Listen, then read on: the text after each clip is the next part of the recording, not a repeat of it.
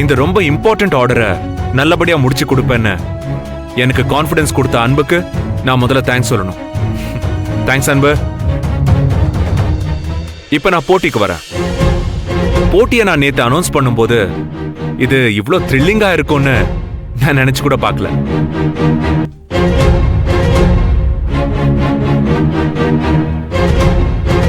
இந்த மாதிரி யார் யாருக்குள்ள போட்டி நடக்க போகுதுன்னு நான் கெஸ் பண்ணவும் இல்லை.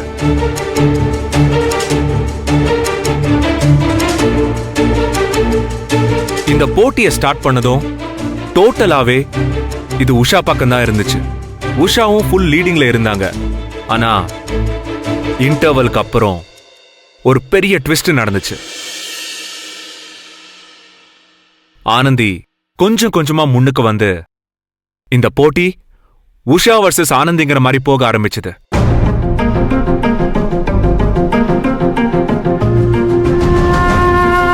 ஆனா கொஞ்ச நேரத்துக்கு முன்னாடி ஆனந்தி வர்சஸ் உஷான்னு இந்த போட்டி மாற ஆரம்பிச்சது.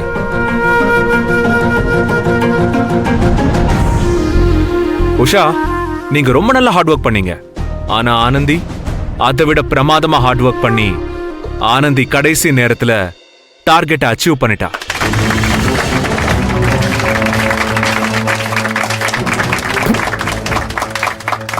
என்னடா இங்க 2 பேரை பத்தி மட்டுமே பேசுறேன்னு நினைக்காதீங்க. நீங்க எல்லாருமே போட்டியில ஜெயிக்கிறதுக்கு நிறைய ஹார்ட் ஒர்க் பண்ணிருக்கீங்க. உங்க எல்லாரையும் பாராட்டி தான் ஆகணும். இப்போ பிரைஸ் டிஸ்ட்ரிபியூஷன்.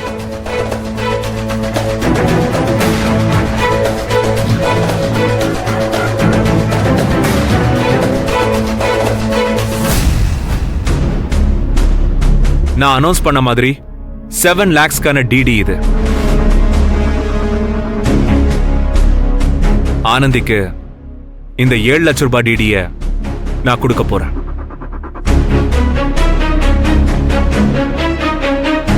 அப்புறம் இதை நான் கொடுக்கறத விட வேற ஒரு ஆள் கொடுத்தா நல்லா இருக்கும்னு எனக்கு தோணுது. டேய் மாப்பிள்ள, அநேகமா உன்னதான் கொடுக்க சொல்ல போறாருன்னு நினைக்கிறேன்.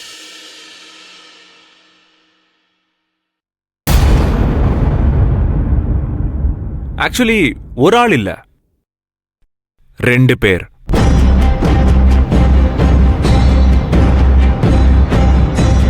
அதனால மேடம் மித்ரா அண்ட் கருணாகரன்,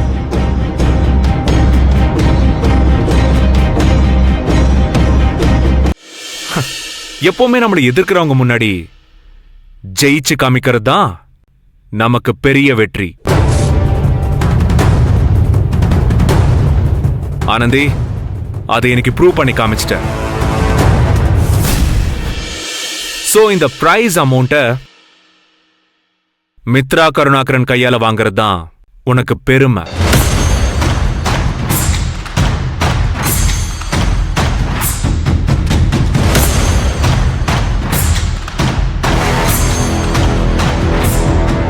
மித்ரா கருணாகரன் வாங்க, இந்த பிரைஸ் அமௌண்ட கொடுங்க.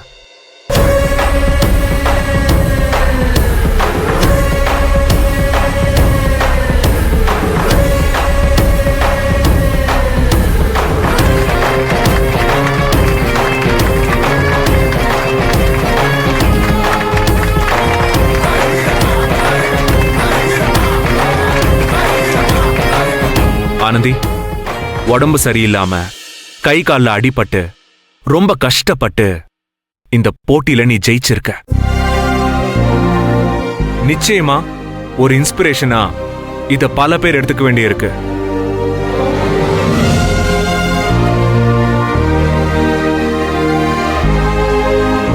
சோ நீ எல்லாரையும் இன்ஸ்பயர் பண்ற மாதிரி ஏதாவது 2 வார்த்தை பேசணும். இந்த டேல உன்னோட எக்ஸ்பீரியன்ஸ நீ இங்க ஷேர் பண்ணு. நீ என்ன சொல்றதா இருந்தாலும் சொல்லு. ஏய் சொல்லுடி. சொல்ல ஆனந்தி. எங்க அப்பா சின்ன வயசுல இருந்தே எனக்கு ஒரு விஷயம் சொல்லுவாரு. அத வாழ்க்கையில கடைப்பிடிச்சா சந்தோஷமா இருக்கலாம்னு சொல்லுவாரு. அதாவது நமக்கு மேல ஒருத்தவங்க இருந்தா அவங்கள பார்த்து பெருமைப்படணும். நமக்கு சமமா ஒருத்தவங்க இருந்தா நம்ம கிட்ட இருந்து அவங்களும் அவங்க கிட்ட இருந்து நாமளும் கத்துக்கணும். நமக்கு கீழே ஒருத்தவங்க இருந்தா அவங்கள மேல கொண்டு வர நாம உதவி பண்ணணும்னு சொல்லுவாரு. ஆனா நாம என்ன பண்றோம்? நமக்கு மேல ஒருத்தவங்க இருந்தா பொறாமப்படுறோம்.